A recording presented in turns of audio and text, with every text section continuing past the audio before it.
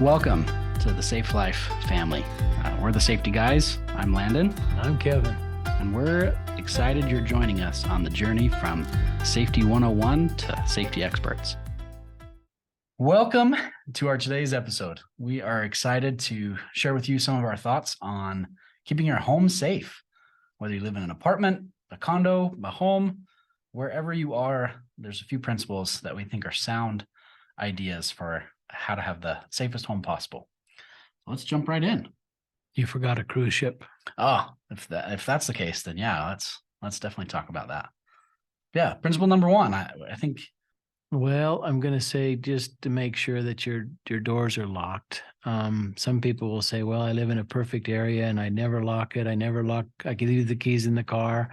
I don't care about being safe because there's just nobody that's bad out there. Well, I've been a police officer I'm retired now, but for a while that I know that there's always those individuals that would like to take advantage of good people.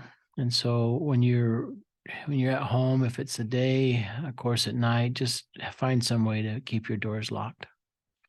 I think one of the challenges that we face is no matter where you are, sometimes it's inconvenient to have your door locked. How do you get over that?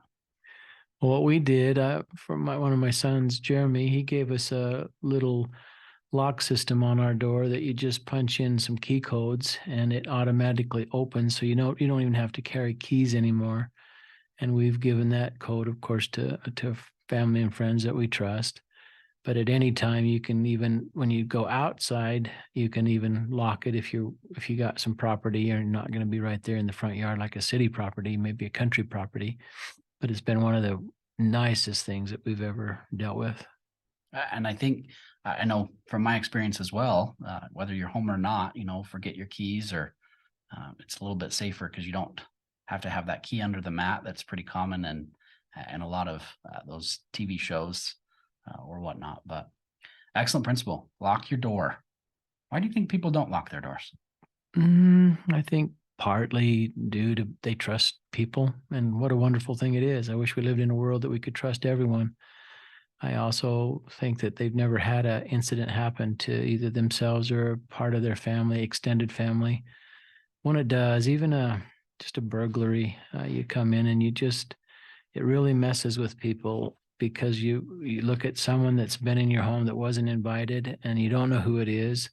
You don't know what type of behavior they could have in the future, even if they wanted to come back. It's just really a mind game when someone breaks into your home. So it's just a whole lot better.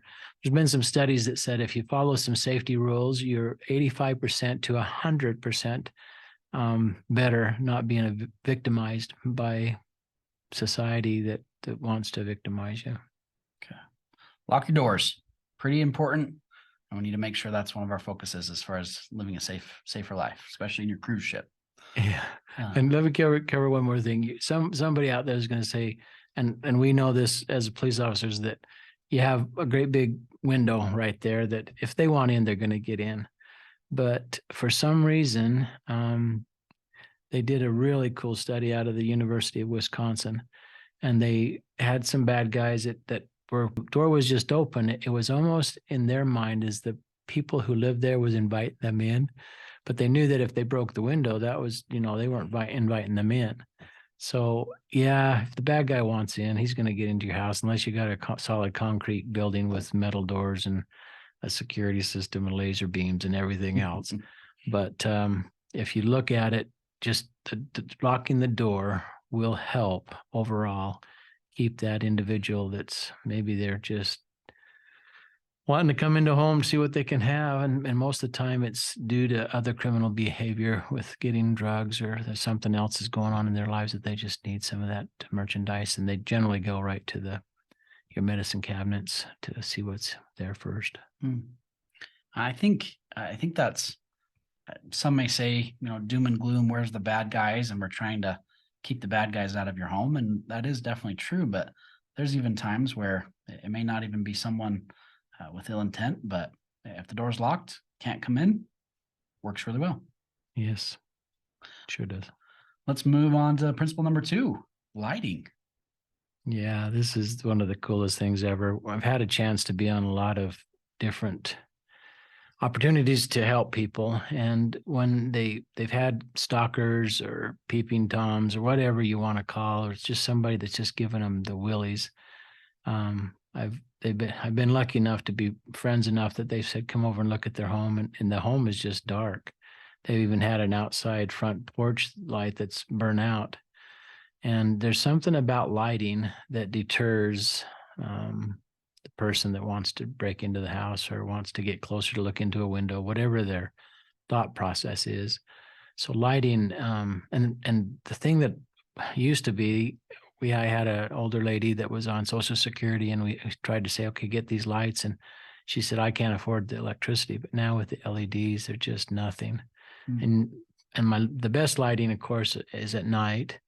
You don't have to worry about that in the daytime, but the motion sensors are wonderful. You can put just a really nice LED light that's going to stay on, that of course you can sleep and will keep you don't have that light pollution that some of your neighbors might complain about. But the motion detectors are just wonderful, and they work so well today. You can set them with a parameter of several feet, 100 feet out there. I mean, a mouse can set them off to, of course, set them 20 feet out there that somebody that's a little bit bigger will set them off. I think there's a couple of principles there that are really sound. And one of them is, if you're ever doing something that might be considered shady, you definitely don't want to do it when there's a lot of light shining. What's that old phrase? Open the door and shine the light in on the corners. I think that's so sound and so relevant to what we're talking about. Yeah. Any other thoughts on things to look for in your lighting? Let's say you're in an apartment complex. Yeah, just make sure that when you walk around, this is going to sound really silly to some, but think if you're the bad guy just a little bit to see, just look around and say, okay, which one of those apartment complexes, which one of these homes it'll make you feel comfortable going up there in the night if you're the bad guy. And it's really interesting when you take a drive around the neighborhood with that perspective, you instantly start to say, oh my goodness, the Jones or the Smiths, I'd never go there, but the other two people, whoever their names are, yeah. And even in the apartment complexes, you'll see a big difference there. It's really important. One of the things that we've asked people to do is if they're not keeping up on their shrubs and such around a window, and you can have great lighting, but if somebody can hide behind that shrub and it's dark, that's where they're going to take the window out or try to break into your home that way. So keep your shrubs down so that lighting you can see your whole house when you get that all put together. And as an added side benefit, groomed shrubs look even better. Yeah. A little double bonus. When your neighbors are looking at your house, they'll say, boy, that's a nice looking home. I think our next principle works with a bit of the first two principles, and that is know who someone is before you open the door. There's some homes or apartments that have really great windows in the door. It's pretty easy to see who that individual might be, but if you can't, right? How do you make sure you know who it is before you open the door? Oh, this is critical. I tell a quick story about my daughter. She started her college education, and they had 8 girls in this fourplex, and the front door was completely solid. You had to go clear up on the upper floor to look down, and you couldn't really even see the porch, and it just drove me nuts. I called the landlord and I said, how come you don't even have a peephole or something in this door? And all these beautiful gals are there, and they lived in a very sketchy area. And he's like, well, it's just the way you go have them rent someplace else. And so I says, can I come down and put one in for them? And he did. And I looked at the door and you could tell that it had been kicked in. And I called him on that, and he says, oh yeah, we get about once a week a drunk or something will kick these doors in. And I was about ready to back her up and send her someplace else. But excuse me, I asked him if I could put a metal ring, is what I call it, a strip of metal there to protect them so that they would never be able to kick that door in again. But it just gave me a whole different, I slept it good at night. Let's just put it that way. Oh, Knowing that those girls, and they felt safe, they could look out the window. But if you have a solid door or something like that, or children, and it's one of those really touchy things. How do you teach a child that still have that sweet, being naive about the world and knowing that everyone loves them, and not teach them about what the reality could be? Just somehow say mom or dad has to know or be there when you open the door. You could also have, just holler through the door, who is it? But if you don't know it and they're going to say a salesman or anything, you do not have to, of course, open the door for them and just go on your business. It's just not worth it. That's sometimes tough. I know in my lazy nature, there's times where it's somewhat hard to, peek around the corner and make sure I know who it is. But having that peephole is going to be crucial.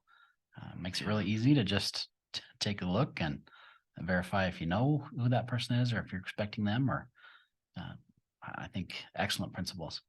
Now that's the cheapest way. If you got a little extra money, they've got those doorbells that you can see who's right at your front door immediately. And if they're going to you can hide it, but you can say, take a step back and let me see who you are. If you say who you are, and then you just make up your mind, or you just talk right through the little ring phone.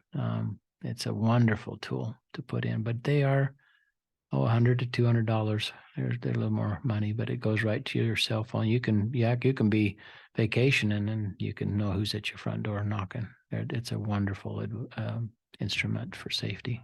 A little more versatile than a peephole. Mm-hmm. Well, excellent. Any other principles you can think of, or any other advice about keeping your home safe? The whole home? Not just or just those three principles? Those three I think are great. We'll start with them. Start with those three.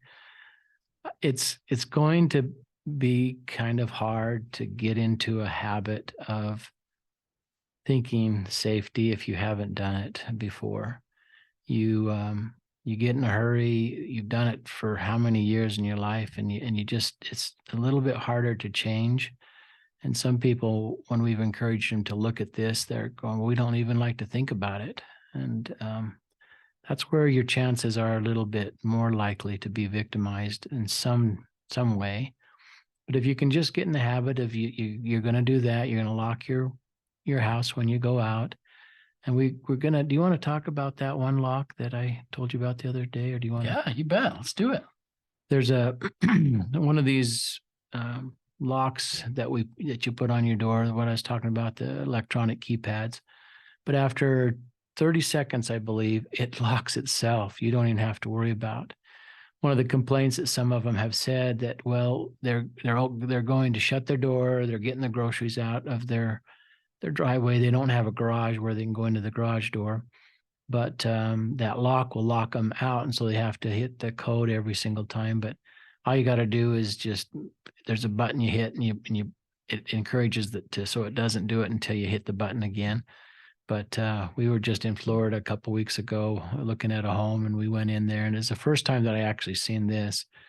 But we were in there, and all of a sudden she's making us sign this thing that we were in the home, probably a safety deal for burglarization type thing. And the door locked, and she teased us. She says, now you sign the contract, you're never getting out of the house. Oh, no. And she started laughing, and I'm going, well, what was that? And I just thought that would be a wonderful idea, especially I had a little kid coming home from the bus. You're not home yet, and they go into the home, and the door's just going to lock in case they forget to lock it behind them. But I really like that gadget. Yeah, there's a few gadgets, and we'll definitely be discussing those further on the channel. Yeah. The windows, of course, I guess it's part of the doors, but the window, or let me just do the sliding glass door. They're one of the easiest to pry open there is. There's little bars you can buy. You can get a broomstick and put on the opposite end where the door won't open at all. But there's also just little a gadget you can buy. They're $22, and the bar just comes and just flips right into a deal. And there's just, you'd have to break the glass to get that, so it would come out of its little gadget. That's really good. But sliding glass doors you've got to do something extra on that. we've got one at home that has 3 different locks. When you turn the lock, it locks 3 of them up and down. But I can still see where if I could get a pry bar underneath it and pry it up, because the locks come down and hook into another latch. And I think that they could break into that too. But anyway, just get a broomstick is the cheapest way of taking care of that. That's safety on a budget, I think is what we call that. That's right. You know me. You don't want to tell the stories about me, but very frugal. Wonderful, very frugal. Wonderful advice. Thank you so much for joining us today. Hopefully we've provided a few ideas that help you have a safer home. If you feel like we helped guide you in your journey to a safer life or home, or if you just think we're awesome, please follow us for more. After all, who doesn't like a thumbs up or a subscribe?